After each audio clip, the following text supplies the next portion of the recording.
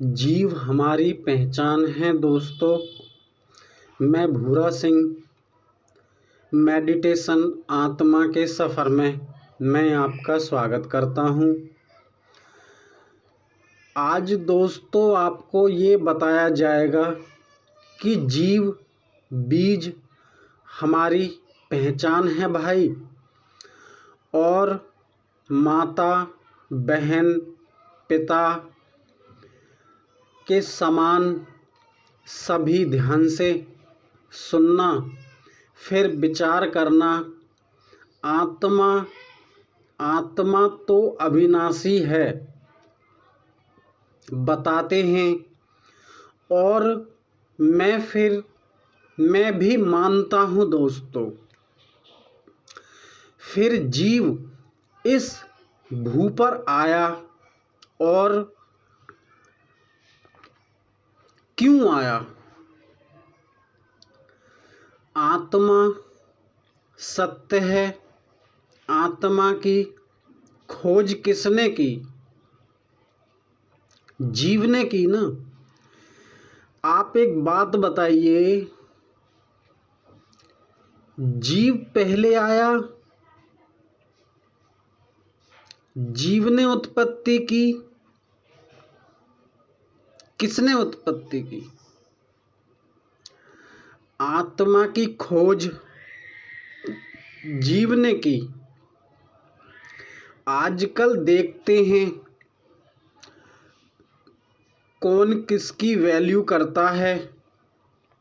आजकल तो इतना बुरा व्यवहार हो चुका है कि एक दूसरे की कोई बात सुनना नहीं चाहता, और इंसान एक दूसरे की बेइज्जती करने में बिल्कुल पीछे नहीं हटते हैं। ये दोस्तों हमारी सबसे बड़ी गलती है।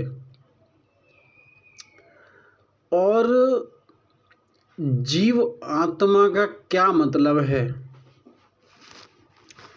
देखिए, जीव आत्मा हमारी पहचान है।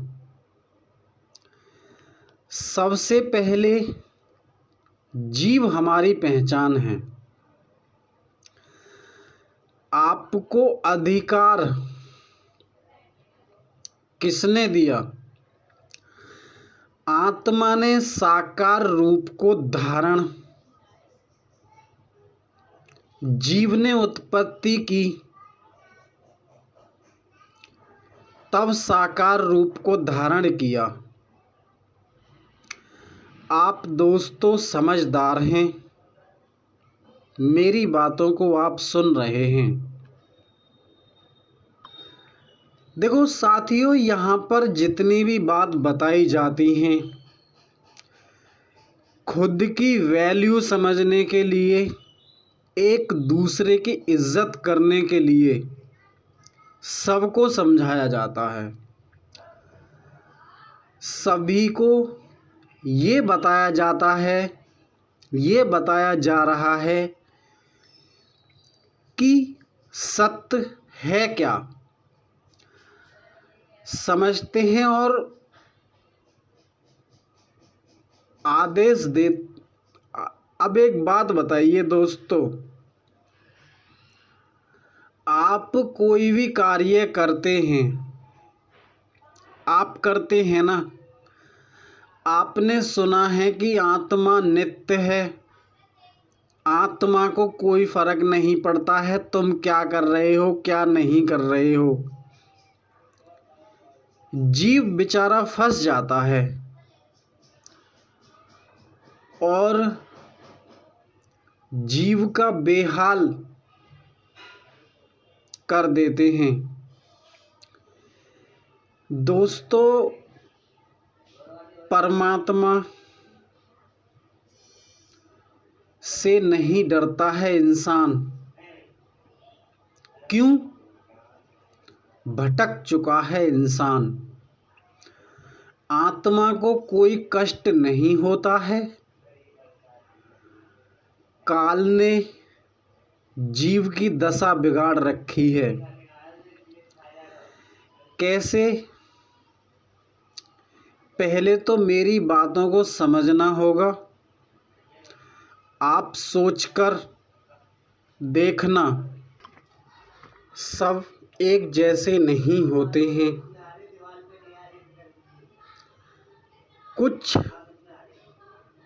कुछ जीवों की बात सुने।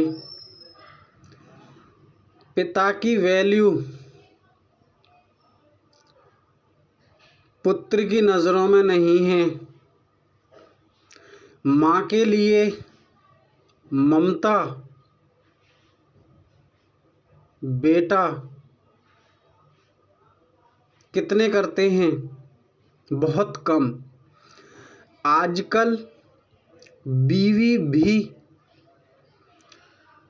ऐसी हो चुकी हैं जो अपने मर्दों से अच्छे से बात नहीं करती हैं। क्यों? क्योंकि अहम एक दूसरे को देखकर अपना आचरण बदल देते हैं। आजकल कोई किसी की बात सुनने के लिए तैयार नहीं है। भोग करना या नया नया टेस्ट लेता है कौन? जीव आत्मा को कोई फर्क नहीं पड़ता है। फंसता कौन है? जीव। करता कौन है? जीव। सत्य कौन है? जीव। देखो दोस्तों, हमने खुद की वैल्यू खराब की है। इसीलिए देखो, हमको किसी की बात, हमें दोस्तों अच्छी बातों को सदैव पकड़ना चाहिए। आप एक बात बताइए, अगर खुद के, ये कहते हैं बड़े बड़े साधु संत, अगर खुद के घर में साधु बनता है लोग खुश होते हैं, और अगर दूसरे के घर में कोई साधु बनता है तो लोग खुश होते हैं। अगर उसी के विपरीत खुद के घर में साधु बनता है दोस्तों, बहुत बुरा लगता है। परंतु उस दाता की खोज इस मानुष तन में अवश्य करनी चाहिए।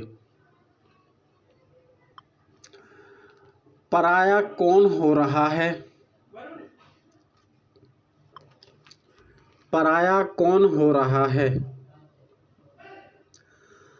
अपनी माँ बाप को वृद्ध आश्रम में छोड़ देते हैं। जीते जी दशा किसकी खराब हुई? जीव की हुई। कोई गलत काम कर दिया, सजा किसको मिली? जीव को मिली। जीव को मिली है ना दोस्तों। जीव हमारा सत्य है। अपने जीव का ध्यान रखें, यानी कि खुद का ध्यान रखें, और किसी को गलत शब्दों का प्रयोग ना करें। नहीं तो दोस्तों लोग आपको सूली चढ़ाने के लिए तत्पर तैयार हैं। आजकल भूल गया है कि हमको करना क्या है, हमको करना क्या चाहिए। दोस्तों, भोग विलास हमको करना चाहिए, कहाँ करना चाहिए। देखो दोस्तों, अगर आप खुद के घर को छोड़कर दूसरे की बहन, बेटी, स्त्री के साथ गलत कार्य करते हैं तो आप फंस गए। दोस्तों, बड़े बड़े महापुरुष अपनी स्त्रियों से भी इतना ही संभोग करते हैं जितना कि सृष्टि उस दाता ने उस वंश को इस भवसागर में उत्पत्ति करने के लिए भेजा हो। अन्यथा किसी की बहन बेटी पर नजर नहीं डालते हैं। क्यों नहीं डालते हैं? क्योंकि दोस्तों, उनको पता है दूसरे की बहन बेटी को इस्तेमाल करना सबसे बड़ा नर्क है। और सबसे पहले तो दोस्तों एक बात और बता देता हूं, इंसान दूसरे की बहन बेटी को ये समझता है कि अमृत की खान है, बशर्ते दोस्तों वो तो एक मृत्यु का जड़ है। चाहे स्त्री हो या पुरुष हो, पुरुष जीव, बीज और नारी, जीव ही कुटुंब परिवार है और जीव को भूल जाते हैं। दोस्तों, यहाँ पर आपको सुनने का पॉइंट है जो आपको ध्यान से सुनना है।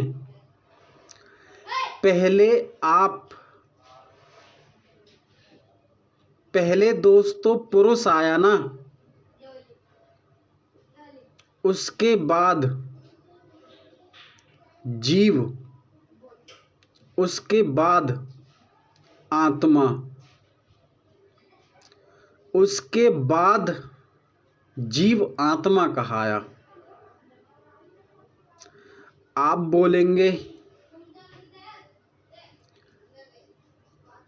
आप दोस्तों विचार देखो दोस्तों, मेरी बातें आपको झंझोरने वाली हैं। इसीलिए दोस्तों, जीव सत्य है, जैसे निराकार सत्य है वैसे ही साकार सत्य है। अपने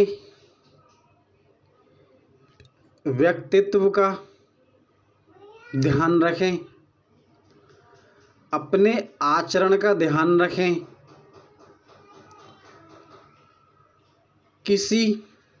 देखो दोस्तों, मैं किसी के साथ गलत कार्य ना करें।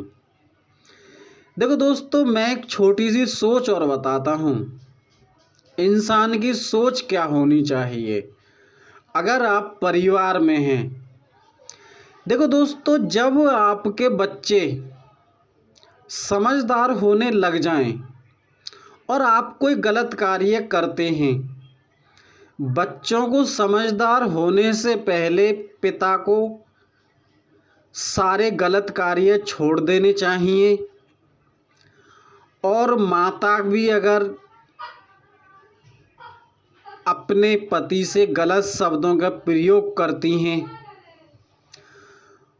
तो उनको भी अपने आचरण पर ध्यान देना चाहिए। अपने बच्चों के लिए ज़्यादा नहीं 1 घंटे का टाइम निकालना चाहिए, प्यार से समझाने के लिए, मोहब्बत से समझाने के लिए।